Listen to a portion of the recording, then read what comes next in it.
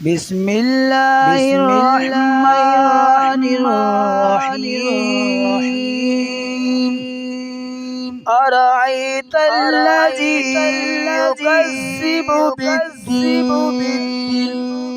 فذلك الذي يدعو اليتيم ولا يحض على طعام المسكين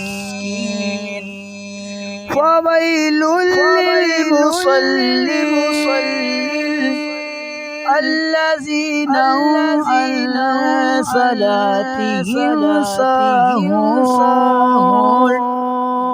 الذين هم يراءون ويمنعون الماعون